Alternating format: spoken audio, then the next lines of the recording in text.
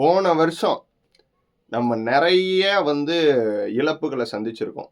So, அந்த இழப்புக்கள்லாம் இனிமே ஒரு தடவ கூட நடக்கவே கூடாதுங்கிறதுல கான்சன்ட்ரேஷனா இருக்கலாம்னு நெனைக்கிறேன். ஸோ, அந்த ஒரு நிகழ்வுகள்ல ஒரு சில விஷயத்த மட்டும் நான் கோட் பண்ண விரும்புறேன். ஸோ, அது வருந்தத்தக்க நிகழ்வுகள். மிக மிக அது ரொம்ப கொடுமையான நிகழ்வுகளும் கூட. ஒரே நாள்ல 68 உயிரிழப்பு எங்கேயுமே நடந்திருக்கு. பட் ஆனா, ஒரு காரணத்தினால, ஒரு கள்ளச்சாராயத்தினால குடிச்சு உயிரிழந்தது உண்டான்னா, அது உண்டு. போன வருஷம் நடந்திருக்கு. கருணாபுரத்துல. ஸோ, அப்படிப்பட்ட உயிரிழப்புகள், தேவையற்ற உயிரிழப்புகளை தடுக்க வேண்டியது கவர்ன்மெண்ட் தான். கவர்ன்மெண்ட்டுக்கு பொறுப்பு இருக்கு.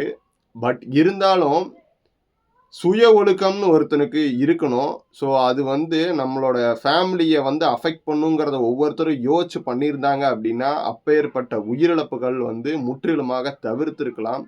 அப்படி ஒரு மயானகரமான அந்த கருணாபுரத்த அன்னைக்கு நம்ம பார்த்திருக்க தேவையில்லை 2024ல.